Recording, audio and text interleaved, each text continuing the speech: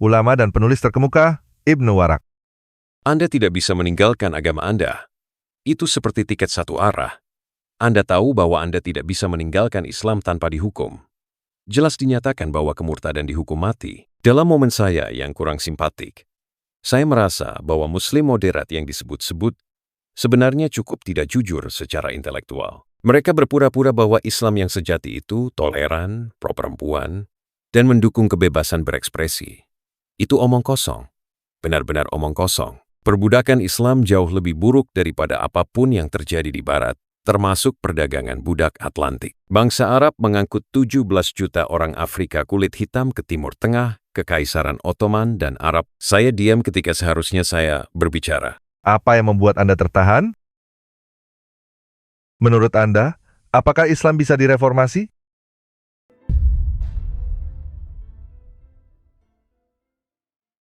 Halo dan selamat datang di acara The Winston Marshall Show bersama saya, Winston Marshall. Saya merasa terhormat bisa duduk bersama seorang sejarawan, cendekiawan, dan penulis Ibn Waraq. Ibn telah lama menulis tentang Islam dan Muhammad. Kami mendalami sejarah Islam, sejarah Muhammad, bukti-bukti dalam kitab suci, dan apa yang mungkin menjadi kebenaran. Kami juga membahas para tamu sebelumnya dan apa yang telah mereka katakan di acara ini. Bagi Anda yang telah mengikuti, mungkin memiliki pertanyaan yang mirip dengan saya. Kami juga menjelajahi perjalanan hidup Ibn, perjalanan pribadinya, yang menurut saya sangat berani, berbicara lantang di saat hanya sedikit orang lain yang merasa mampu melakukannya. Semua itu dan banyak lagi akan kita bahas. Sebelum mendengarkan, saya ingin meminta dukungan Anda. Jika Anda ingin mendukung acara ini, yang perlu Anda lakukan hanyalah menekan tombol subscribe. Dengan menekan tombol tersebut, saya dapat menghadirkan lebih banyak tamu luar biasa seperti Ibn Waraq untuk membahas isu-isu yang ingin Anda dengar. Tanpa berlama-lama lagi, Ibn Waraq, mungkin Anda bisa menceritakan kepada saya dan para pendengar, serta pemirsa yang mungkin belum mengenal kisah Anda. Saya rasa kisah Anda cukup luar biasa. Anda berasal dari India dan kini menjadi salah satu cendekiawan dan penulis terkemuka. Anda adalah penulis dari beberapa buku, termasuk Why I'm Not a Muslim, dan Anda hidup di bawah nama pena untuk menyembunyikan identitas Anda. Seperti yang saya pahami, dengan alasan yang ingin saya dengar lebih lanjut. Tapi mungkin Anda bisa memulai cerita Anda dari India hingga tempat Anda berada sekarang. Ya, saya lahir di sebuah kota bernama Rajkot, yang masih merupakan bagian dari India. Faktanya, Gandhi tumbuh besar di sana, meskipun dia tidak lahir di sana. Dia adalah seorang Gujarati, lahir di pesisir, di Porbandar. Bagaimanapun, ayah saya adalah seorang Muslim nominal. Kakek saya membujuknya untuk meninggalkan India dan pindah ke negara baru yang bernama Pakistan pada tahun 1947. Jadi, ketika saya baru berusia 1,5 tahun, saya dan keluarga pindah ke Karachi, Pakistan. Dari sana, ayah saya merasa tidak ada masa depan nyata di negara teokratis seperti Pakistan dan memutuskan untuk mengirim saya dan saudara laki-laki saya ke Inggris. Saudara, saya 1,5 tahun lebih tua dari saya. Saya bersekolah di sekolah persiapan, lalu ke sekolah umum dalam arti Inggris, dan kemudian saya melanjutkan ke Universitas Edinburgh. Di sana, saya mempelajari bahasa Arab dan Persia di antara mata pelajaran lainnya. Saya kemudian terlibat dengan beberapa humanis sekuler. Saya menyadari bahwa saya sebenarnya seorang ateis dan tentu saja seorang humanis. Saya terhubung dengan sebuah organisasi bernama Center for Inquiry yang didirikan oleh seorang filsuf Amerika bernama Paul Kurtz. Saya mulai menulis untuk mereka di majalah mereka yang bernama Free Inquiry. Saya menulis sebuah artikel pendek berjudul Why I'm Not a Muslim karena mereka sedang mencari seseorang untuk menulis tentang Islam. Mereka memiliki serangkaian penulis yang sebelumnya menulis Why I'm Not a Mormon, Why I'm Not a Jew, Why I'm Not a Methodist, dan sebagainya. Terinspirasi oleh karya terkenal Bertrand Russell, Why I'm Not a Christian. Mereka tidak dapat menemukan siapapun yang bersedia menulis tentang Islam. Jadi, saya menawarkan diri untuk melakukannya. Dan artikel saya akhirnya berkembang menjadi sebuah buku. Jadi, menurut Anda, mengapa mereka tidak dapat menemukan seseorang untuk menulis tentang Islam? Nah, mereka sebenarnya tidak mengenal banyak mantan Muslim. Mereka tidak tahu siapa yang bisa mereka ajak bicara atau minta pendapat. Pada saat itu, di tahun 1990-an, khususnya di Amerika, jauh lebih mudah menemukan seseorang dari latar belakang agama Kristen atau cabang-cabangnya untuk menulis hal semacam itu. Apakah itu karena tidak banyak murtadin dari Islam, atau ada alasan lain? Saat itu, sekitar tahun 1989, ketika saya pertama kali menulis artikel tersebut, memang sangat sedikit orang yang dikenal sebagai mantan Muslim. Selain itu, mereka juga tidak terbiasa berdialog atau berdebat dengan Muslim secara umum. Jadi, ketika mereka menemukan nama saya di salah satu jurnal saya, lupa jurnal apa mereka tertarik untuk merekrut saya agar menulis artikel Why I'm Not a Muslim. Apakah tulisan Anda lebih mengkritik Islam atau lebih mendukung pandangan ateisme karena tulisan Anda sangat kritis terhadap Islam? Pada titik itu dalam hidup Anda, seperti apa perjalanan spiritual Anda? Saya menyadari bahwa saya sebenarnya seorang skeptis. Saat itu, sekitar usia 18 atau 19 tahun, saya sudah menikah. Penulis favorit saya adalah orang-orang seperti Edward Gibbon dan John Stuart Mill, serta beberapa humanis sekuler di Amerika seperti Paul Kurt sendiri. Saya menyadari bahwa saya adalah seorang skeptis sejati, dan saya ingin melakukan sesuatu terkait pandangan saya tentang Islam. Saya sempat belajar di Universitas Edinburgh, meskipun saya bukan mahasiswa yang sangat cemerlang. Saya belajar bahasa Arab dan mata pelajaran lainnya di sana. Jadi, saya senang kembali ke akar pendidikan saya. Apakah minat Anda pada bahasa Arab saat itu terkait dengan minat Anda pada Islam? Ketika saya memutuskan untuk kuliah di Edinburgh, sebenarnya saya ingin mempelajari seni rupa Eropa. Namun, saya mengalami semacam krisis identitas. Saya berpikir, mungkin saya perlu mencari tahu lebih banyak tentang Islam dan identitas keislaman saya. Itu sebabnya saya memilih jurusan Bahasa Arab dan Studi Islam di Edinburgh. Kebetulan, di Edinburgh ada seorang sarjana Islam yang sangat terkenal, yaitu Profesor Montgomery Watt. Dia menulis biografi 3 jilid tentang Nabi Muhammad, yang sangat positif. Saya rasa itu adalah salah satu biografi paling positif tentang Muhammad yang pernah ditulis pada masa itu, sekitar akhir 1960-an. Jadi, itu salah satu alasan saya memilih studi tentang Islam untuk menggali akar intelektual saya di tengah krisis identitas tersebut. Mengalami krisis identitas pada usia muda seperti itu sangat menarik. Fenomena ini juga sering terlihat di Inggris, khususnya di kalangan generasi kedua imigran. Mereka sering merasa tidak sepenuhnya nyaman dengan budaya Inggris, sehingga beralih ke warisan Muslim mereka, termasuk pergi ke masjid. Menurut Anda, apakah ini salah satu inti masalah integrasi di Inggris saat ini? Saya penasaran, apakah Anda memiliki wawasan tentang itu? Mengapa menurut Anda mengalami krisis identitas? Salah satu alasannya adalah karena saya merasa tidak yakin akan benar-benar diterima sebagai seorang Inggris sejati. Dalam pikiran saya, dalam cara saya dibesarkan sejak usia 10 tahun ke atas, saya telah menjadi seorang Inggris. Saya menulis tentang hal ini di salah satu buku saya. Saya ingat ketika saya kembali ke Inggris dari perjalanan ke luar negeri, misalnya dari Prancis, saya tiba di Dover.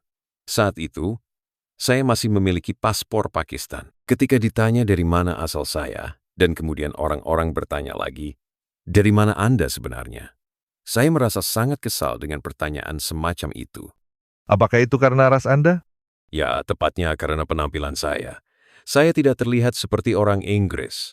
Saya ingat satu kejadian ketika saya belajar filsafat di Birkbeck College. Saya menyebutkan bahwa saya sangat mengagumi gaya sastra Bertrand Russell. Seorang teman saya berkata, "Tentu saja, Anda akan memperhatikan itu karena Anda orang asing.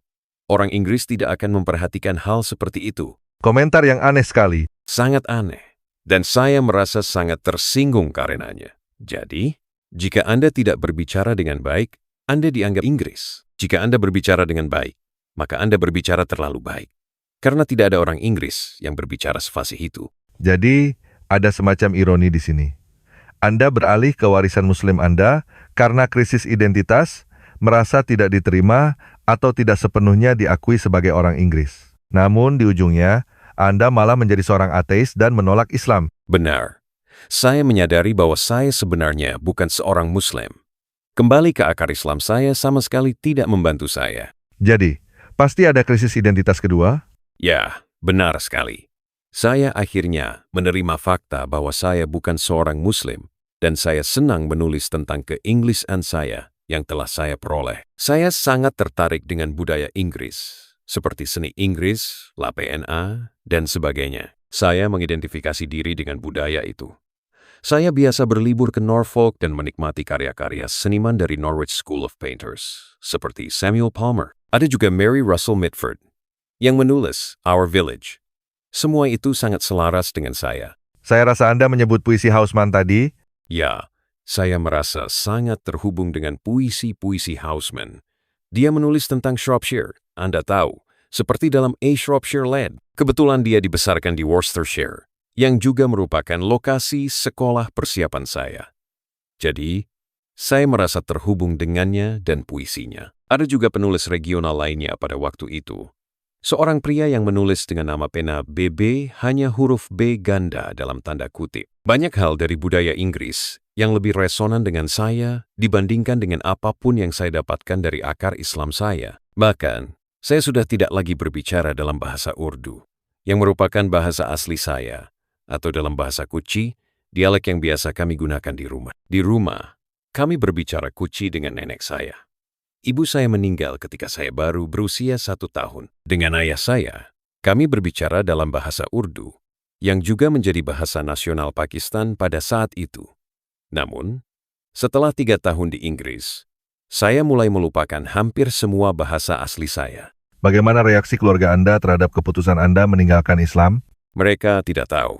Sampai saat ini, mereka masih belum tahu. Ayah saya meninggal ketika saya berada di Edinburgh pada tahun 1968, dan ibu saya sudah meninggal ketika saya masih bayi. Kakak saya juga tidak tahu bahwa saya telah menulis semua buku ini.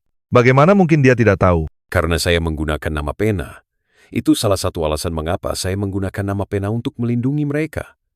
Kakak saya adalah orang yang sangat lembut dan tidak akan pernah berniat menyakiti saya. Namun, saya khawatir bahwa kerabat lain mungkin akan melampiaskan kemarahan mereka padanya karena ateisme dan murtad saya. Saya merasa bahwa menggunakan nama pena adalah keputusan yang tepat.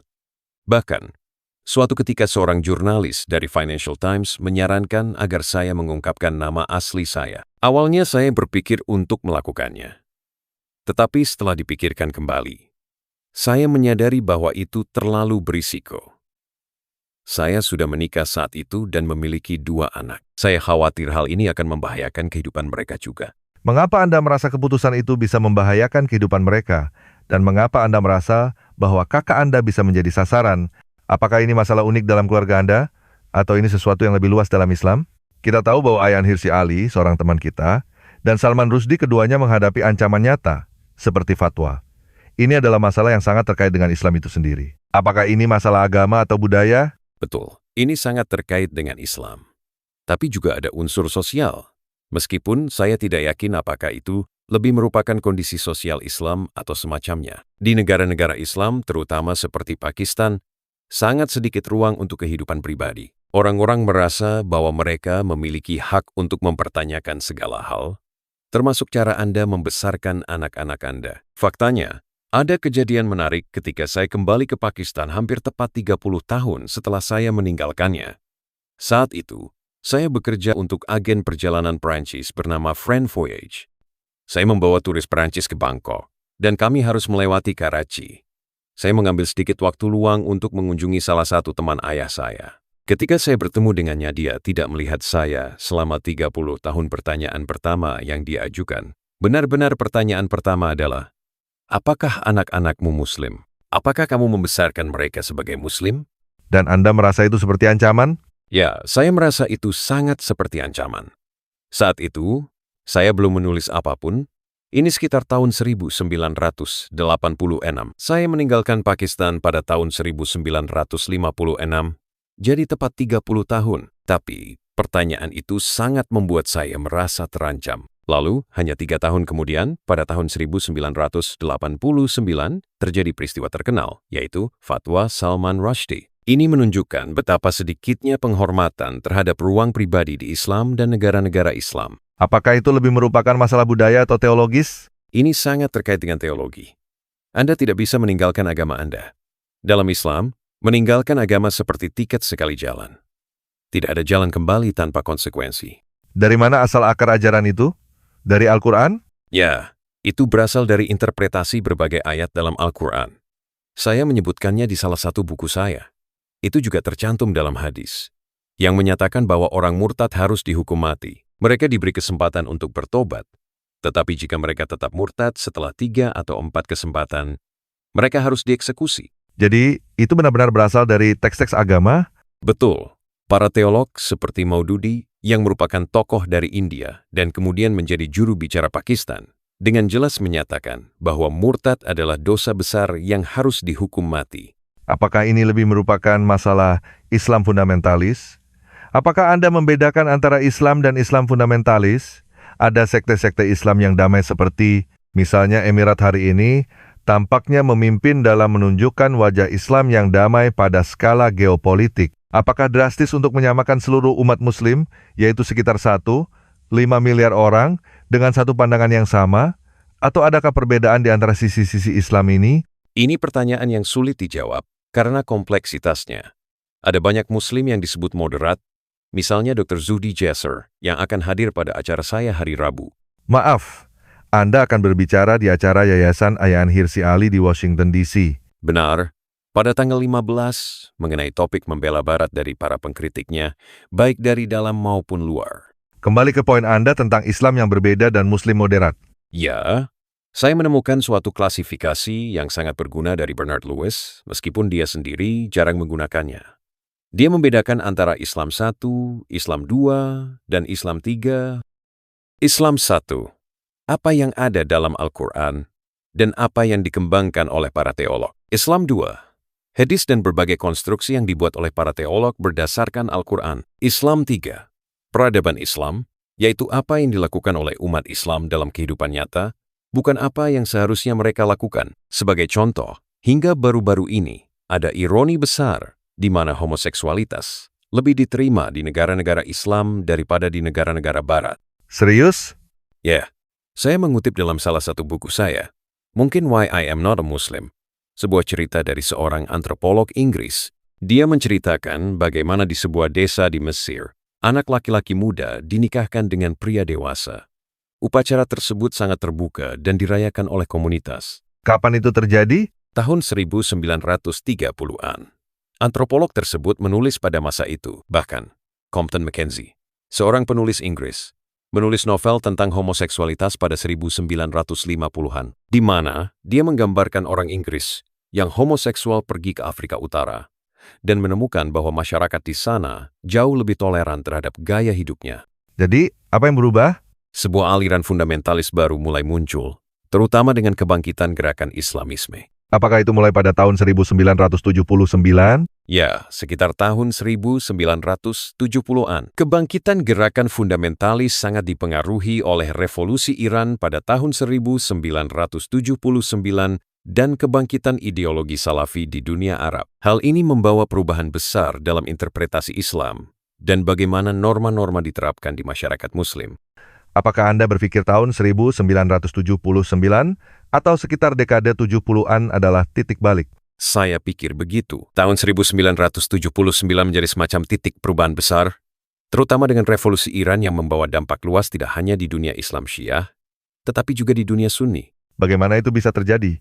Karena saya pikir ada persaingan besar antara Syiah dan Sunni. Memang ada perbedaan besar, tetapi pengaruh ide-ide fundamentalis Khomeini menyebar melintasi batas-batas sektarian. Banyak dari mereka yang berada di dunia Sunni menemukan elemen-elemen dalam interpretasi fundamentalis Khomeini yang relevan dengan keyakinan mereka sendiri. Jadi, meskipun dia seorang Syiah, dia menarik perhatian dari kaum Sunni.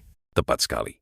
Salah satu contoh penting adalah Sayyid Qutb, seorang tokoh Sunni yang menginspirasi banyak kelompok fundamentalis Sunni, seperti Ikhwanul Muslimin. Qutb menulis di tahun 60-an, dan meskipun dia dieksekusi pada tahun 1966, ide-idenya terus memengaruhi gerakan Islamisme lintas sektarian. Itu menarik. Jadi Anda menyebutkan klasifikasi Islam 1, 2, dan 3. Apakah Islam 1 dan 2 secara inheren moderat? Tidak. Islam dalam hal teologi Islam 1 dan 2 bukanlah moderat. Islam 1 dan 2 lebih bersifat fundamental. Namun dalam Islam 3, yang mewakili peradaban dan praktik Muslim sehari-hari, Anda menemukan individu-individu moderat. Tetapi jika seseorang tetap berpegang teguh pada teologi yang ketat, maka itu bersifat fundamentalis. Ada statistik baru-baru ini yang mengejutkan saya. Henry Jackson Society menerbitkan laporan tentang Muslim di Inggris yang menyebutkan bahwa 76% dari Muslim Inggris, sekitar 3 juta orang, tidak percaya bahwa ada pemerkosaan dan pembunuhan pada tanggal 7 Oktober di Israel. Sebagian besar juga menyatakan dukungan untuk Hamas. Itu angka yang mengejutkan. Jadi, bagaimana dengan suara-suara Muslim moderat? Di mana mereka berada? Menurut saya, Ed Husain adalah salah satu suara Muslim moderat yang luar biasa. Tapi saya ingin tahu bagaimana penyebaran Islam moderat menurut Anda. Menurut saya, Muslim moderat tidak benar-benar tulus dalam pendekatan mereka. Saya merasa bahwa Muslim moderat cenderung tidak jujur secara intelektual. Mereka sering berpura-pura bahwa Islam sejati itu toleran, pro-perempuan, mendukung kebebasan berekspresi, tetapi itu semua omong kosong. Berdasarkan apa? Berdasarkan skripturnya, tentu saja. Jika Anda melihat Islam 1 dan 2, jelas tidak seperti itu. Jadi, dalam arti tertentu, saya bisa saja dituduh melakukan esensialisme mengklaim apa itu Islam dan apa yang bukan Islam. Tapi itu bukan urusan saya untuk memutuskan. Saya bukan Muslim lagi. Apakah Anda mempercayai Ed Husain? Tidak. Saya tidak mempercayainya sama sekali. Kenapa tidak? Saya merasa dia sering menggunakan bahasa ganda. Saya tidak melihat usahanya untuk mendamaikan Islam dengan nilai-nilai modern sebagai sesuatu yang jujur. Jadi Anda tidak berpikir itu usaha yang tulus? Tidak, saya benar-benar tidak berpikir begitu. Misalnya, saya tahu dia pernah bekerja dengan Douglas Murray di Social Cohesion Institute. Kalau tidak salah, kehadiran orang-orang Muslim dalam organisasi seperti itu, menurut saya, seringkali menghambat diskusi yang lebih bebas. Jadi ada tekanan karena keberadaan mereka? Ya, itu bahkan terjadi sekarang. Saya akan berbicara di Washington pada tanggal 15. Dan saya tahu bahwa Zuhdi Jasser akan ada di sana, bersama beberapa orang lainnya. Siapa Zuhdi Jasser? Dia adalah seorang dokter asal Suriah yang tinggal di Amerika. Dia sering berbicara tentang perlunya mereformasi Islam dari dalam. Jadi, keberadaannya memengaruhi cara Anda berbicara? Sebagai contoh, saya membahas topik perbudakan dan fakta bahwa perbudakan dalam Islam jauh lebih buruk dibandingkan perbudakan di dunia barat, terutama dalam perdagangan budak Atlantik. Perdagangan budak Islam melibatkan pengangkutan sekitar 17 juta orang Afrika hitam ke Timur Tengah, ke Kekaisaran Ottoman, dan Arab selama berabad-abad, bahkan sebelum abad ke-7 ketika Islam muncul. Apa yang membuatnya lebih buruk? Tingkat kematian yang sangat tinggi, terutama karena praktik kastrasi terhadap budak laki-laki tanpa anestesi. Jutaan meninggal dalam perjalanan. Itu adalah sesuatu yang sangat mengerikan. Bagaimana dengan gerakan abolisi? Tidak seperti di Barat. Gerakan abolisi hampir tidak ada di dunia Islam. Di Kekaisaran Ottoman, misalnya, ada perlawanan yang kuat terhadap penghapusan perbudakan. Abolisi adalah konsep Barat, terutama dipelopori oleh para tokoh seperti William Wilberforce, Henry Thornton, dan Quakers. Jadi, Anda menyebutnya sebagai inisiatif Kristen Barat? Tepat sekali. Itu adalah sesuatu yang berasal dari nilai-nilai Barat, bukan dari tradisi Islam. Jadi, mari kita kembali ke poin Anda tentang mengapa Anda merasa terhambat untuk berbicara hari ini. Tetapi sebelum itu, saya ingin mengeksplorasi sejarah ini. Banyak pendengar atau penonton mungkin tidak memiliki pemahaman yang mendalam tentang sejarah Islam. Dan mungkin kita akan sampai pada masa Muhammad nanti. Tetapi karena kita sedang membahas perbudakan dan penaklukan, saya rasa ada sejarah berdarah dari pasca Muhammad hingga perdagangan budak dan seterusnya. Benar sekali. Jika kita melihat ekspansi Islam dari semenanjung Arab ke India, itu melibatkan angka-angka besar, seperti 110 juta Hindu yang terbunuh oleh Kekaisaran Mughal, yang digambarkan sebagai salah satu genosida terbesar dalam sejarah manusia. Bisakah Anda memberikan gambaran lebih rinci untuk mereka yang mungkin tidak tahu banyak tentang sejarah Islam? Tentu. Kekaisaran Islam mulai berkembang pesat setelah kematian Nabi Muhammad pada tahun 632 Masehi. Dalam waktu yang relatif singkat, Islam menyebar ke Afrika Utara, Kekaisaran Bizantium, dan seterusnya. Mereka akhirnya mencapai Prancis Selatan dan menguasai sebagian besar Spanyol. Dari sana mereka terus meluas, termasuk ke India. Penaklukan India dimulai pada abad ke-7 dan ke-8 dengan Mahmud dari Ghazni, yang dikenal dengan invasi berdarahnya. Kemudian, pada abad ke-15, Kekaisaran Mughal didirikan di India. Namun, jika kita berbicara tentang genosida, fokusnya adalah pada Hindu. Sebagai contoh, Kekaisaran Mughal bertanggung jawab atas kehancuran besar-besaran, terutama di bawah Kaisar Aurangzeb pada abad ke-17. Dia sangat intoleran, menghancurkan ribuan kuil Hindu, dan mencoba memaksakan Islam pada subkontinen India. Jadi, kita melihat semacam pergeseran dari penguasa yang toleran seperti Akbar ke penguasa seperti Aurangzeb. Tepat sekali. Akbar adalah salah satu penguasa paling toleran dalam sejarah Islam. Dia bahkan meninggalkan Islam dan mencoba menciptakan sinkretisme dengan agama Hindu, meskipun itu tidak berlangsung lama. Tetapi Aurangzeb, cucunya, adalah kebalikannya. Dia sangat fanatik dan intoleran. Anda menyebut furor Islamicus. Apa artinya? Itu adalah istilah yang digunakan oleh sejarawan seni India untuk menggambarkan kehancuran besar-besaran yang dilakukan oleh Muslim yang intoleran terhadap kuil-kuil Hindu dan peninggalan budaya lainnya. Mereka melihat Hindu sebagai penyembah berhala yang dilarang keras dalam Islam dan mencoba menghapuskan agama Hindu dari subkontinen. Mengapa sejarah ini tampaknya dilupakan atau diabaikan di dunia barat? Ada semacam amnesia kolektif atau bahkan penolakan untuk mengakui sejarah ini. Entah karena ketidaktahuan atau ketidaknyamanan politik, banyak dari sejarah ini tidak diajarkan di barat. Saya juga bertanya-tanya, apakah umat Muslim sendiri menyadari betapa berdarahnya sejarah penaklukan Islam ini? Kembali ke topik perbudakan, apakah ada kesadaran bahwa Islam telah menangani isu ini? Di dunia barat, beberapa tahun terakhir, isu perbudakan telah banyak dibahas. Peran barat dalam perbudakan di Amerika, serta upaya untuk menebus dosa-dosa masa lalu, telah menjadi bagian penting dari diskursus. Apakah ada diskursus serupa di dunia Islam? Sama sekali tidak. Tidak ada sedikit pun keraguan atau refleksi diri. Tidak ada kritik diri dalam Islam. Perbudakan dianggap sebagai topik tabu. Kamu tahu, di Amerika Serikat, jumlah total budak yang dibawa ke seluruh Atlantik mencapai 12 juta. Tapi kamu tahu berapa yang benar-benar datang ke Amerika Serikat? Sekitar 200 sampai 300 ribu kan? Tepatnya 388 ribu. Nah, masalah dengan statistik itu adalah, jika dibandingkan, banyak orang akan mengira jumlahnya lebih besar. Tapi jangan lupa, ada jutaan keturunan budak dari mereka yang diimpor. Ya, jadi sebenarnya tidak sesederhana itu. Tapi mungkin bukan itu poin yang ingin kamu sampaikan? Kalau kita bicara soal reparasi, misalnya, tahukah kamu berapa banyak orang kulit putih yang memiliki budak? Berapa? Hanya sekitar 2% dari orang kulit putih yang benar-benar memiliki budak kulit hitam. Jadi 98% dari orang kulit putih sekarang diminta membayar reparasi. Ini adalah persoalan dimensi moral yang lain. Menarik. Tapi yang perlu dicatat adalah, negara-negara Islam tidak pernah diminta membayar reparasi. Sementara Amerika Serikat, yang hanya menerima 388 ribu budak awalnya, selalu disorot. Padahal, jauh lebih banyak budak yang dikirim melewati gurun Arab. Itu poin yang kuat. Ditambah lagi, Barat telah menggelontorkan lebih dari 400 miliar dolar ke Afrika sebagai bentuk rasa bersalah. Tapi lihat hasilnya, Afrika, khususnya di selatan Sahara, tetap menjadi rumah bagi beberapa negara termiskin. Tingkat pendidikan dan layanan kesehatan di sana masih sangat rendah. Jadi, uang 400 miliar dolar itu tidak mengubah situasi? Tidak banyak.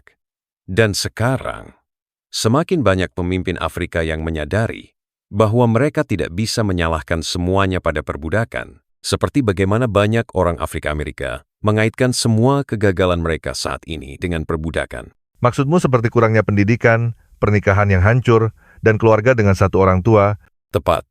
Tapi semua itu tidak sepenuhnya bisa dikaitkan dengan perbudakan. Faktanya, di abad ke-19, tingkat pernikahan di kalangan orang kulit hitam sebenarnya lebih tinggi daripada orang kulit putih. Serius? Iya. Penelitian Thomas Sowell menunjukkan bahwa, anehnya, keruntuhan keluarga Afrika Amerika justru mulai terjadi setelah gerakan hak-hak sipil. Sebelum itu, tingkat pernikahan mereka cukup tinggi. Itu perspektif yang menarik. Jadi, kembali ke masalah perbudakan dalam Islam. Apakah tidak ada rasa bersalah seperti yang kamu jelaskan sebelumnya? Apakah ini terkait dengan teologi? Perbudakan memang diakui oleh Al-Quran, tidak diragukan. Mungkin Al-Quran mendorong pembebasan budak, tetapi perbudakan jelas diterima. Itu berlangsung hingga tahun 1950-an. Dan bahkan di abad ke-21, seperti di Sudan, masih ada pasar budak. ISIS, misalnya, memperlakukan Yazidi sebagai budak. Jadi, itu ada dalam kitab suci? Ya, jelas diterima sebagai praktik sosial. Mengenai sejauh mana itu tergantung pada teologi, saya tidak tahu pasti. Tapi jika kamu seorang Muslim, bagaimana kamu menghadapi ayat-ayat seperti itu? Atau ayat-ayat tentang perlakuan terhadap perempuan, terhadap orang yang murtad? Itulah yang saya katakan sebelumnya. Sulit untuk mendekati ini dengan kejujuran intelektual. Jika kamu percaya bahwa Al-Quran adalah firman literal Tuhan, maka pada titik tertentu kamu harus berkata, ini tidak lagi berlaku. Maksudmu, ini hanya untuk konteks abad ke-7? Tepat. Ada yang akan mengatakan itu hanya berlaku untuk situasi saat itu. Tapi banyak muslim modern yang percaya bahwa ini adalah firman Tuhan yang abadi dan harus diterapkan di masa kini. Jadi, mereka yang mengambil kitab suci secara harfiah dianggap lebih jujur secara intelektual? Ya, karena mereka tidak mencoba untuk mengubah teksnya. Sekarang kembali ke poin sebelumnya, saya ingin menanyakan tentang Muhammad yang historis. Ini topik yang menarik, terutama tentang istrinya.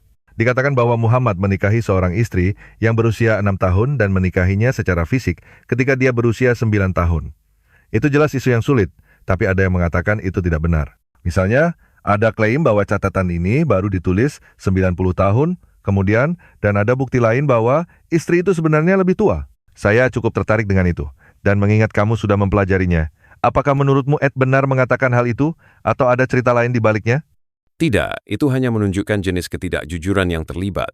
Apa kebenaran tentang istri muda itu? Satu hal yang pasti adalah bahwa semua pengetahuan kita tentang kehidupan Muhammad, Nabi Islam, berdasarkan bukti sastra, yang sebagian darinya berasal lebih dari 300 tahun setelah kematiannya yang seharusnya. Jadi, tidak ada dokumen yang bertahan yang kontennya terkait dengan Muhammad, termasuk Al-Quran. Kita tidak tahu asal-usul Al-Quran. Menurut saya, Al-Quran sangat sedikit hubungannya dengan seseorang bernama Muhammad. Itu isu lain yang akan kita bahas nanti. Jadi, pengetahuan kita tentang istri-istri Muhammad dan apa yang dia lakukan, dan seterusnya terkandung dalam hadis. Hadis ditulis lebih dari 300 tahun setelah kematiannya. Jadi bagaimana bisa seseorang seperti Hussein akan berargumen tentang detail kehidupan Muhammad? Tetapi ketika menjadi tidak nyaman, dia akan mengangkat ide tentang keterlambatan sumber-sumber tersebut. Jika mereka terlambat untuk semuanya. Tidak ada satu aspek pun dari kehidupannya yang autentik. Semua itu dibuat-buat berabad-abad kemudian. Dan itu benar bahwa untuk mengesahkan atau membenarkan praktik yang ada, banyak orang mengada-ada hadis dan kemudian menambahkan cerita itu ke masa lalu yang dianggap mitos untuk membenarkan praktik-praktik saat ini. Jadi, jika Anda memiliki seseorang yang suka dengan gadis-gadis muda, Anda mengarang cerita bahwa Muhammad menikahi seorang gadis berusia 6 tahun yang digauli saat dia berusia 9 tahun. Saya lupa detailnya. Ini juga berlaku untuk hal-hal seperti merajam sampai mati untuk perzinahan dan sebagainya. Jadi kita harus membuang semua yang kita ketahui tentang Muhammad. Anda pilih-pilih mengapa satu cerita lebih baik dari yang lain, lalu Anda datang dengan omong kosong tentang kenangan luar biasa yang harus Anda ciptakan, tentang bagaimana orang Arab memiliki ingatan fantastis, dan mereka bisa mengingat hal-hal lebih dari 200 tahun. Dan mereka meneruskan tradisi ini melalui rantai otoritas. Sebenarnya, jika Anda melihat semua hadis, itu sangat kekanak-kanakan. Sangat kekanak-kanakan. Anda memiliki cerita tentang sekelompok pria, tentara yang duduk di sekitar api unggun, dan dia berkata, "Saya ingat Nabi mengatakan kepada saya suatu waktu bahwa seseorang tidak boleh menggunakan tusuk gigi setelah makan sesuatu." Begitu saya mulai membaca hadis, mungkin pada bagian ketiga, itu tentang kentut. Itu tentang kapan kentut itu tepat dan kapan tidak. Jadi, ya, Anda tahu bagaimana ada orang yang bisa menganggap omong kosong ini serius. Dan bahwa sejarawan dan ilmuwan barat telah menerimanya selama bertahun-tahun, itu sungguh tak dapat dipercaya. Sungguh tak dapat dipercaya. Bagaimana mereka tidak kritis dalam melihat sumber-sumber pengetahuan kita tentang Islam awal. Jadi itulah mengapa saya pikir kita tidak tahu dari mana buku yang disebut Al-Quran itu berasal. Kita benar-benar tidak tahu. Cerita bahwa itu diteruskan melalui tradisi lisan itu hanya omong kosong. Benar-benar omong kosong. Jadi, apakah Muslim moderat mungkin benar dalam hal ini bahwa kita tidak harus mengambil Al-Quran secara harfiah karena kita tidak tahu mana yang benar dan mana yang sebenarnya literal? Bukankah ada ruang untuk harapan di sana bahwa karena kita tidak tahu, kita bisa mengubah atau mengedit beberapa hal? Ya, saya setuju. Karena pengetahuan kita tentang asal-usul Al-Quran sangat rapuh, kita tidak benar-benar tahu apa yang benar-benar terjadi. Apakah kamu setuju bahwa ada seseorang yang bernama Muhammad di Jazirah Arab? Tidak. Saya tidak yakin ada orang bernama Muhammad. Nama itu berarti, yang terpuji, kedengarannya lebih seperti kebetulan.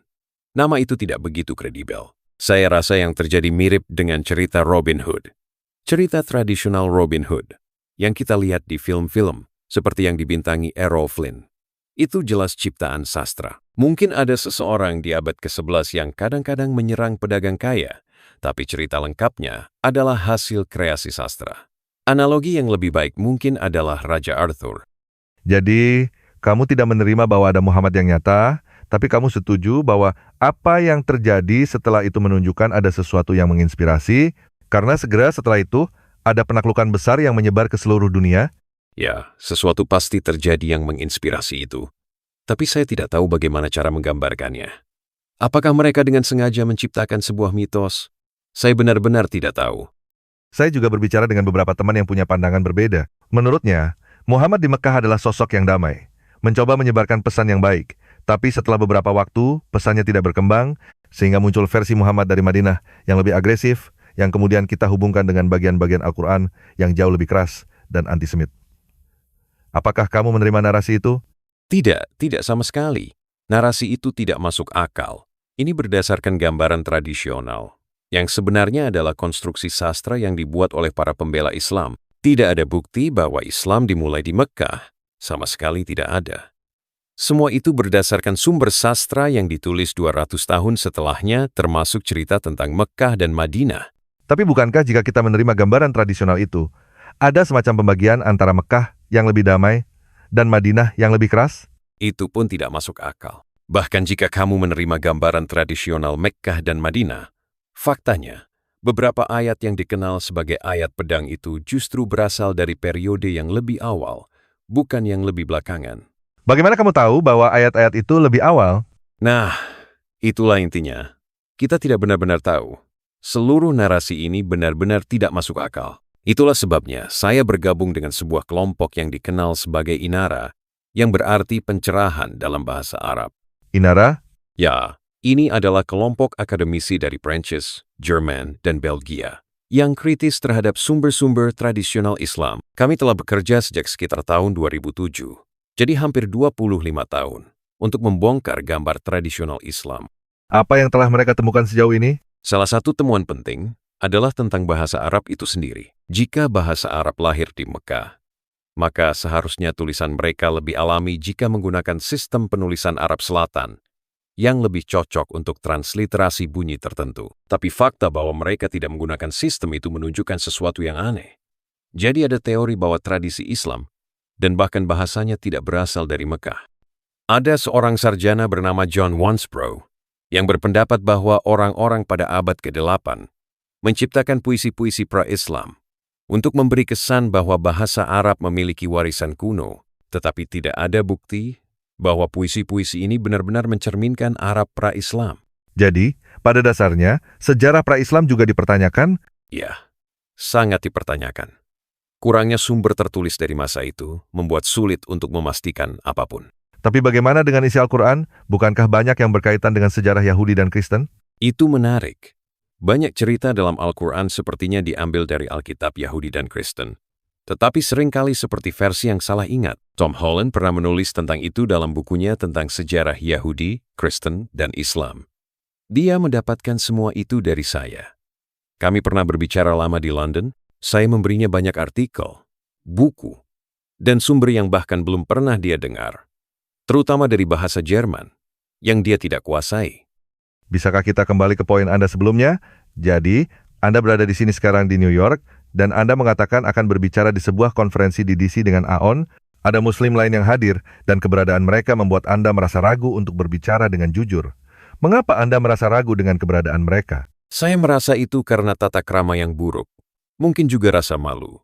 Tapi sebenarnya itu adalah kebalikannya. Saya terlalu sopan untuk berbicara apa yang saya rasakan atau pikirkan secara langsung. Apakah Anda akan menyensor diri Anda? Tidak. Saya tidak akan menyensor diri. Saya akan berbicara persis seperti yang sudah saya tulis. Kita lihat saja bagaimana reaksi mereka nanti. Ada beberapa wanita di sana, bahkan yang berhijab. Saya tidak tahu mengapa mereka diundang. Tapi bagaimanapun juga, saya akan tetap mengatakan apa yang perlu saya katakan. Menurut Anda, Apakah Islam bisa direformasi? Tidak, saya tidak percaya itu bisa terjadi. Kenapa?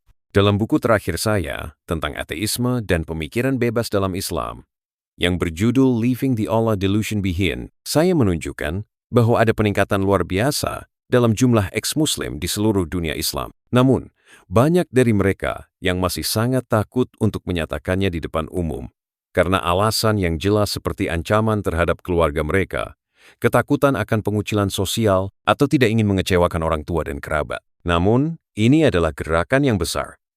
Bukan hanya beberapa orang di sana-sini, tetapi kini menjadi seperti tsunami. Tsunami para Muslim murtad? Bagaimana itu terjadi? Sebagian besar terjadi secara online, karena berbagai alasan politik dan sosial di seluruh dunia, termasuk dunia Islam. Tapi jika kita melihat berita, itu tidak terlihat seperti itu.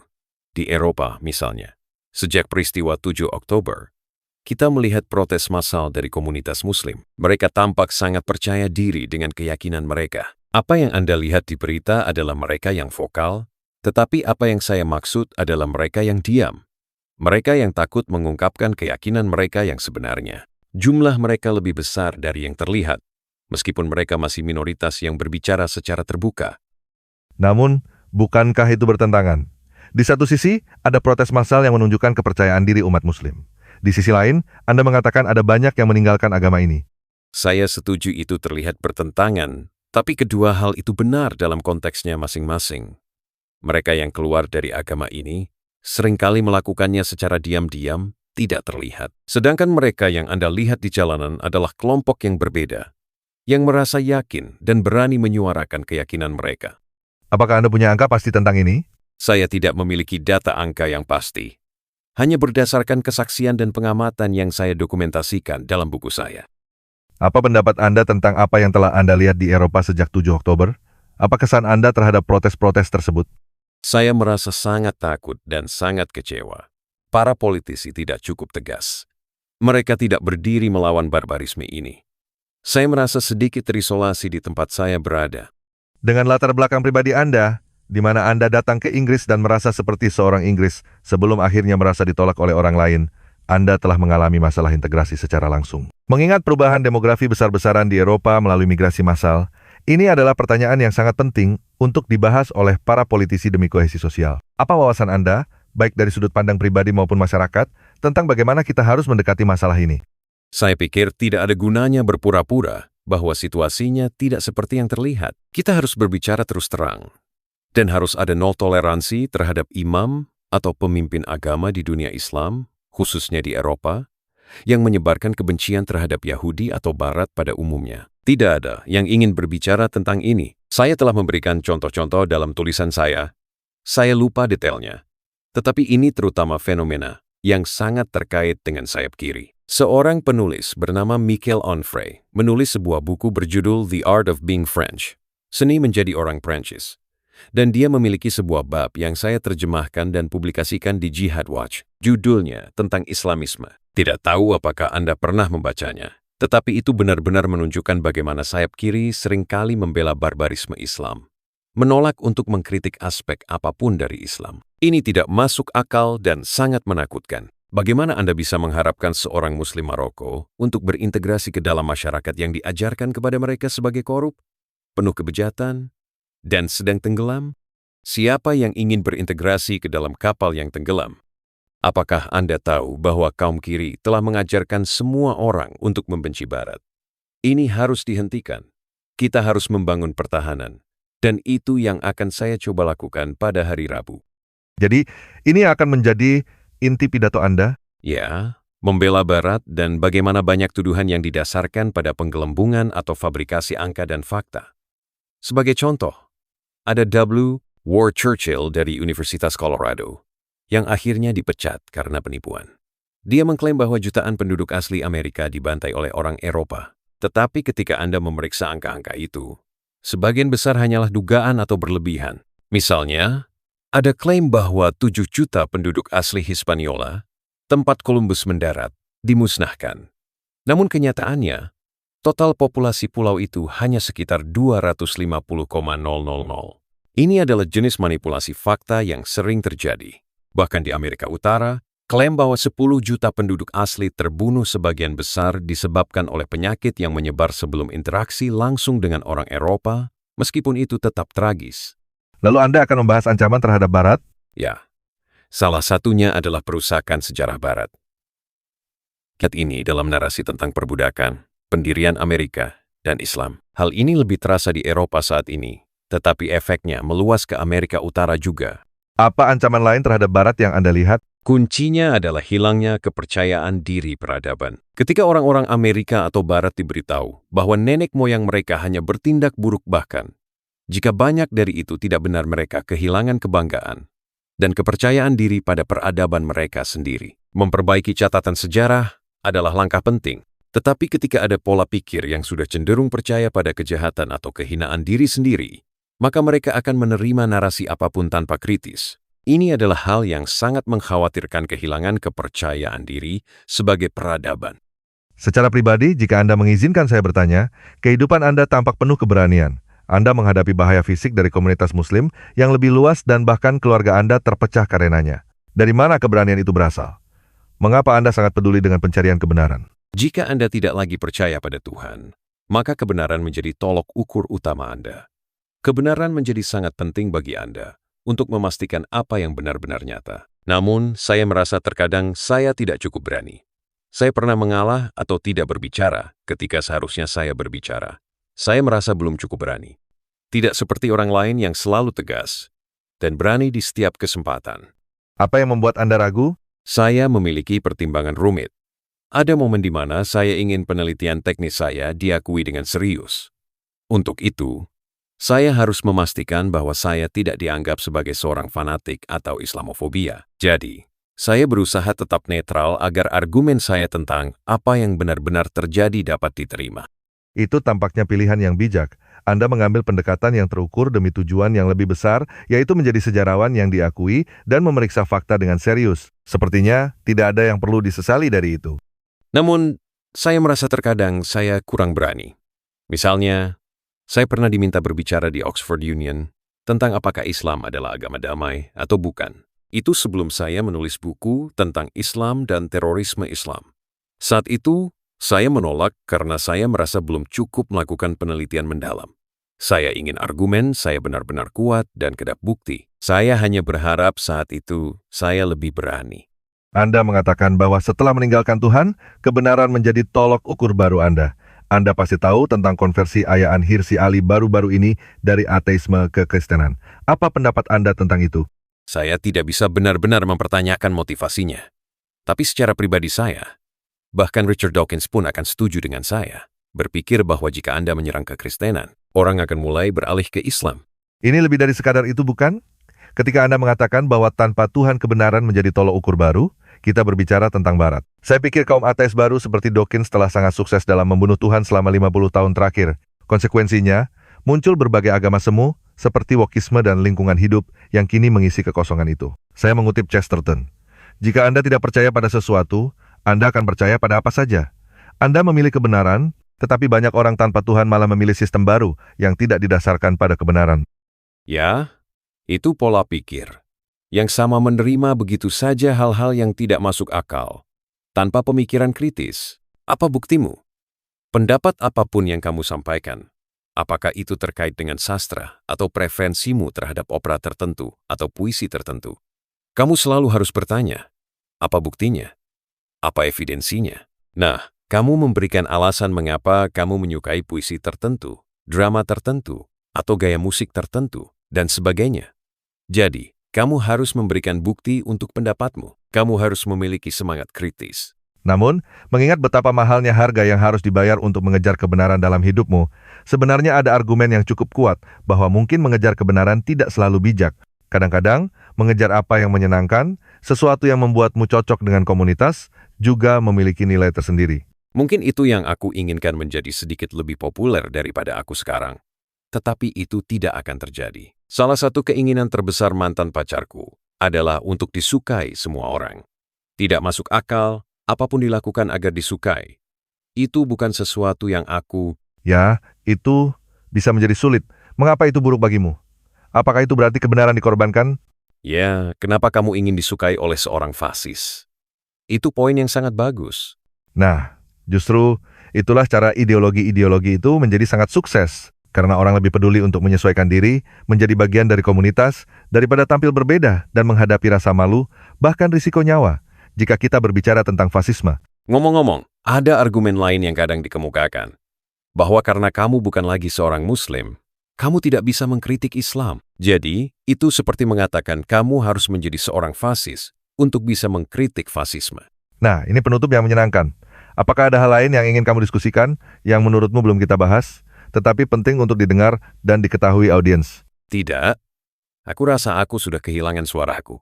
Bagi orang-orang yang belum membaca bukumu, Why I'm Not a Muslim, menurutmu, dari mana orang-orang sebaiknya memulai untuk mengenal karyamu?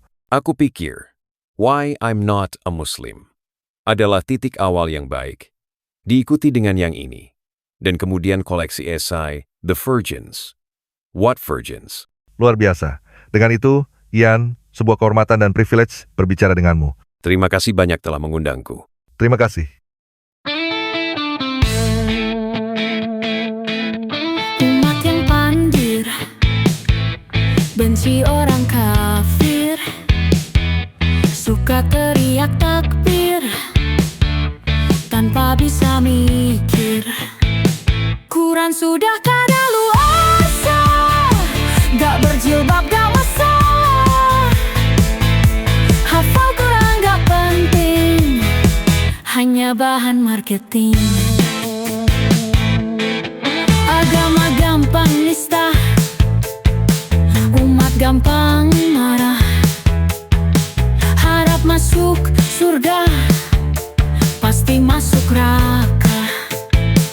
Quran sudah kadaluarsa, gak berjilbab gak masalah.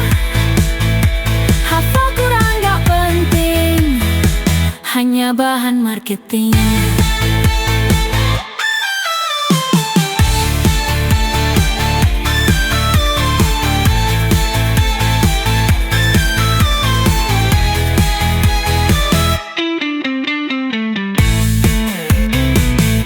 Sudah kadaluarsa, gak berjilbab gak masalah. Hafal Quran gak penting, hanya bahan marketing. Quran sudah kadaluarsa, gak berjilbab gak masalah. Hafal Quran gak penting, hanya bahan marketing.